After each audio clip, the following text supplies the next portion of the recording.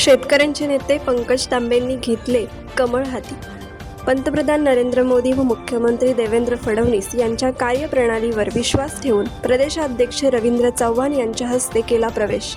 काँग्रेस कमिटीचे रायगड जिल्हा उपाध्यक्ष तथा शेतकऱ्यांचे नेते पंकज तांबे यांनी आपल्या शेकडो सहकारी कार्यकर्त्यांसह सोमवार दिनांक 24 ऑगस्ट रोजी मुंबई येथील भाजपच्या पक्ष कार्यालयात भाजपा प्रदेशाध्यक्ष आमदार रवींद्र चव्हाण यांच्या हस्ते व महाडचे अध्यक्ष तथा विधान परिषदेचे आमदार प्रवीण दरेकर यांच्या प्रमुख उपस्थितीत व मार्गदर्शनाखाली पक्ष प्रवेश केला. या प्रवेशामुळे रायगडच्या राजकीय वर्तुळात चर्चेला उधाण आले असून माणगावसह दक्षिण रायगडमध्ये भाजपची निश्चितच ताकद आता वाढणार आहे.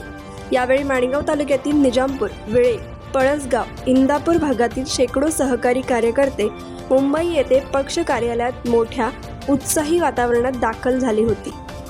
यावेळी स्वप्नील शिर्के, वावे दिवाळीत ग्रामपंचायत माजी सरपंच शरद कदम, निळज ग्रामपंचायत माजी सरपंच प्रमोद जाधव, शिरवली ग्रामपंचायत माजी सरपंच विजय नलावडे, सनसवाडी ग्रामपंचायत माजी सदस्य सय्याजी नलावडे, ॲडव्होकेट रुपेश वाडवळ, सुनील अरवन, कुमार अरवन, योगेश ढवळे, मयूर अरवन, आनंद मोरे, गजानन चव्हाण, प्रकाश शिंदे, प्रताप कडू यांच्यासह शेकडो कार्यकर्त्यांनी भारतीय जनता पार्टीमध्ये उत्स्फूर्त प्रवेश केला.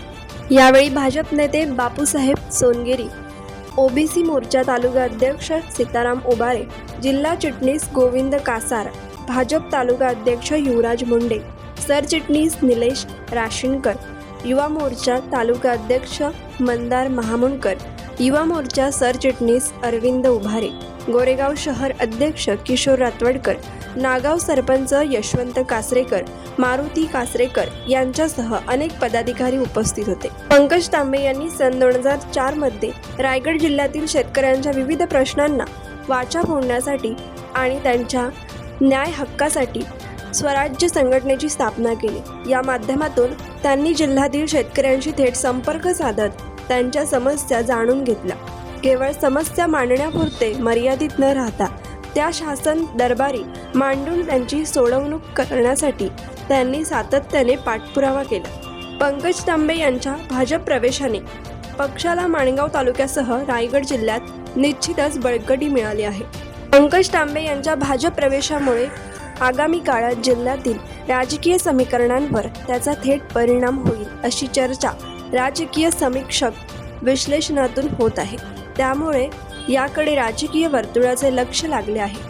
विशेषतः शेतकरी आणि ग्रामीण मतदारांमध्ये असलेला त्यांचा संपर्क भाजपासाठी संघटनात्मक दृष्ट्या किती फायदेशीर ठरतो हे आगामी काळात स्पष्ट होणार आहे. कोकण एक्सप्रेस चॅनलसाठी माणगाव प्रतिनिधी सिद्धी दाखिनकर. कोकण एक्सप्रेस चॅनलला लाईक करा, शेअर करा आणि सबस्क्राईब करा.